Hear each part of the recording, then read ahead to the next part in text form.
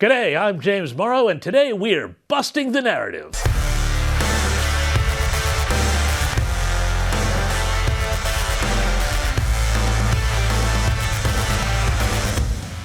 Today's episode, Black Lives Matter, or is that Vax Lives Matter?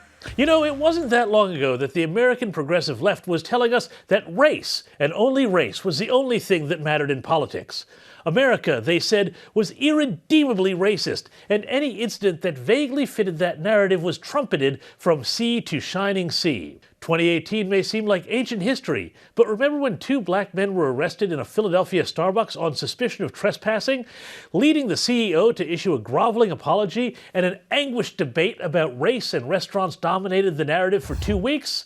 Well, as I say, that was a long time ago, because now, in 2021, racism? That's just pre-pandemic stuff here. Now, the big issue today for the left is the coronavirus and vaccines and shaming anyone who doesn't go along with the program to get the jab. According to their narrative, the pandemic is not abating because of a bunch of dumb white redneck southern horse paste eating hicks still clinging to their gods and their guns and their Donald Trump MAGA Jesus devotional candles, and they are too scaredy cat to go and get Pfizered up. Oh wait, did I say political devotional candle? Sorry, that's more a Democrat thing. Anyway, there was another race and restaurants incident in the U.S. the other day, which just might see this whole narrative collapse, as the left's own patron St. Karl Marx used to say, under the weight of its own contradictions. Last week in New York City, which has recently imposed strict vaccine passport mandates, the hostess of a popular Italian restaurant was attacked by 3 women when she asked to see their proof of jab. The story was almost uniformly reported that the alleged assailants were simply 3 women from Texas. You can see where this is going, right? National Public Radio reported that, quote, 3 tourists who are from Texas are alleged to have begun repeatedly punching the 22-year-old. The local ABC News reported, quote, the hostess, 24, was assaulted by 3 women from Texas after she asked the women to show proof of vaccination. Hip New York website Gothamist wrote, quote, Carmine's hostess assaulted by Texas women after asking for proof of vaccination. Texas, Texas, Texas. The quiet implication being that these were, well, Southern hicks recklessly spreading COVID in New York City. I don't need any dang old vaccine passport, and all of that kind of thing, right? But now the story has changed. The New York Times has picked up another angle.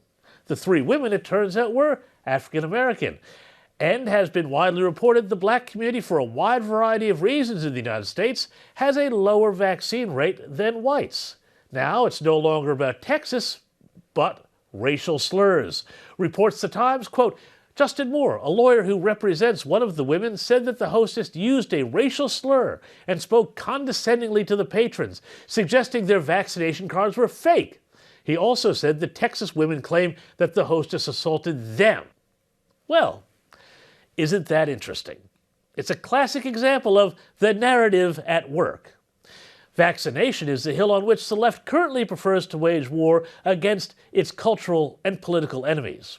So the story of the supposedly redneck unvaccinated Texas women attacking a poor, hard-working New York hostess for requesting the vaccination status was irresistible, even if the footage made it clear that the alleged assailants were women of color and who may not have had the jab for all sorts of reasons of equity that you would think the progressive press would be keen to investigate.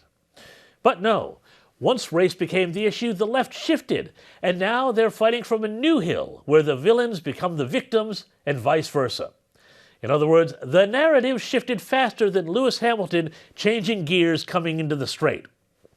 Either way, the game is now that the incident has no value to the mainstream American press unless it can be shaped to meet its agenda.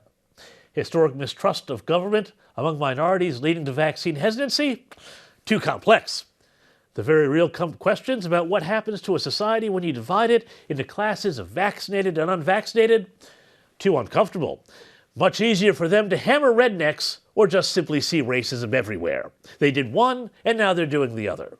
And meanwhile, though, things are about to get even more uncomfortable for the left on this one, because Black Lives Matter has said it is going to protest the restaurant where the incident happened, and they also say the left's beloved vaccine passports are in fact racist and, quote, will be used to keep black people out of spaces. Looks like that narrative is about to get as twisted as a New York pretzel. I'm James Morrow. Thanks for joining me, and we'd love to hear from you. Drop us a line at bustingthenarrative@skynews.com.au. See you next time.